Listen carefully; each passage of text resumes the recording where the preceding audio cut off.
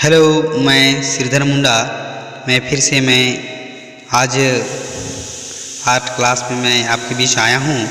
आज आप लोग को हम कला का क्षेत्र के बारे में मैं परिचय करा रहा हूँ। इसलिए इस वीडियो को देखने से पहले अगर मेरा चैनल को सब्सक्राइब नहीं किए हैं तो कृपया करके आप सब्सक्राइब कर लें और लाइक कर दें ताकि हर नोटिफिकेशन आपको मिलता रहे। और बेल आइकन बटन है उसको दबा दें और रेड में जो लिखा हुआ है सब्सक्राइब उसको टच करें, सब्सक्राइब हो जाएगा।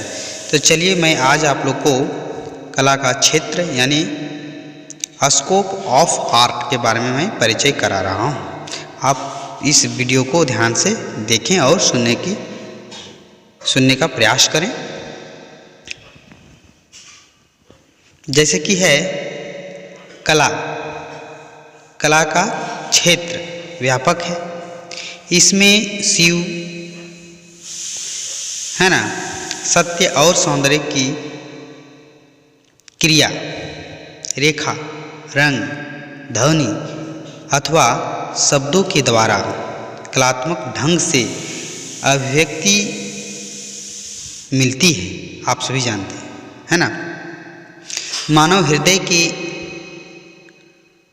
आहत की अभिव्यक्ति प्रमुखता है 3 प्रकार की होती हैं। अरस्तु ने इसे 3 भेदों के रूप में स्वीकार किया है ना।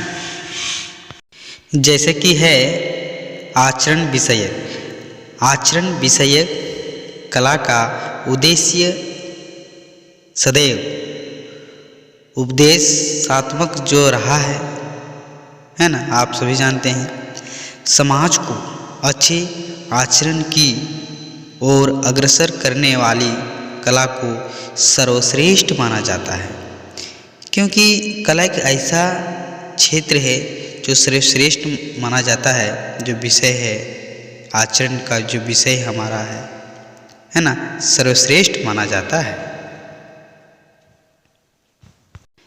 दूसरा है ललित कला। आप सभी जानते हैं ललित कला ही सही अर्थों में कला है। आप सभी जानते हैं, नहीं जानते तो समझ लीजिए। यह अपनी प्रस्तुति के माध्यम से मानव की सौंदर्य चेतना को संतुष्ट कराती है। क्या? ललित कला। इसके अंतर्गत जैसे आता है ललित कला में काव्य है यानी कविता, संगीत यानी गीत, चित्रकला जो हम चित्र में हर वीडियो में बनाते रहता हूँ, चित्रकला है। मोती कला जो मिट्टी पत्थर का जो है पेरिस का पुट्टी का बनाया जाता है।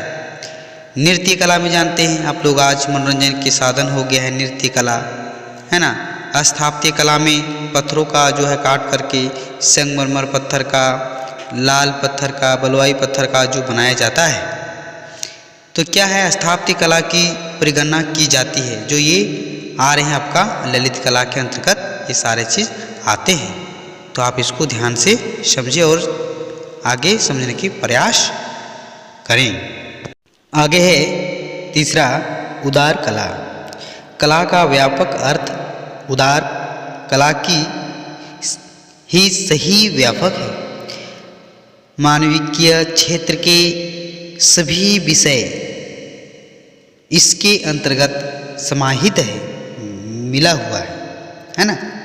साहित्य, व्याकरण, रेखागणित, इतिहास, संगीत, तर्क आदि का उदार कला के अंतर्गत स्थान है ना।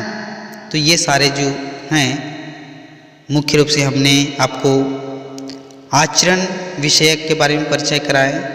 ललित कला दूसरा है और तीसरा है उदार कला, ठीक है।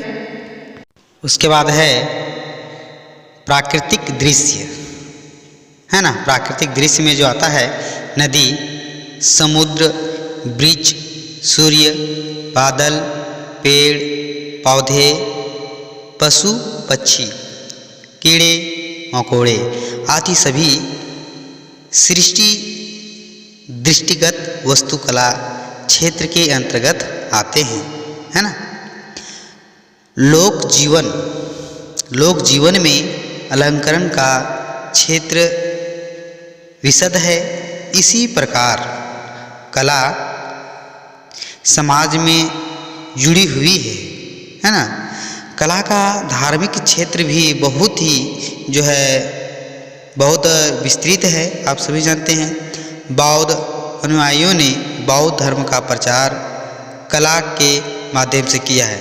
इसलिए आप देखेंगे कि बौद्ध का बहुत जगह जगह प्रतिमाएं बने हुए हैं, है ना, क्योंकि प्रचार होता था उसके माध्यम से।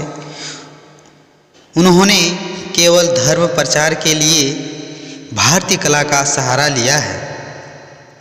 मंदिर मस्जिद में स्थापत्य कला देखने को मिलती है ना। मूर्ति, काव्य, नाटक, कथनांक, रचना कला का क्षेत्र है। ईश्वरीय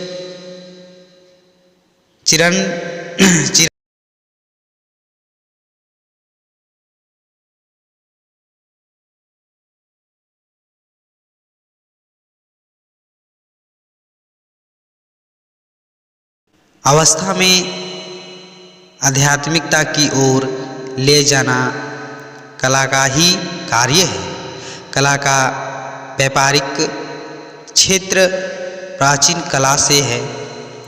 वस्तुओं की जो है डिजाइनिंग, चित्रकारी, मूर्ति कला, स्थापत्य कला एक देश से दूसरे देशों को कला के माध्यम से पहुंचाई जाती है और पहुंचाई जा रही है। इस प्रकार कला का क्षेत्र असीमित है। निर्माण क्षेत्र में भी कोई भी वस्तु ऐसी नहीं होती है जिसमें कला का रूप ना दे दिया हो। हम दुनिया में जितने भी सारे हम लोग देखते हैं सब क्या है, कला के अंतर्गत ही आता है। क्यों घर क्यों ना हो, चाहे बैठने की बिछावन क्यों ना हो, चाहे जितने भी सारे डिज़ाइन है वो कला के अंतर्गत आता है।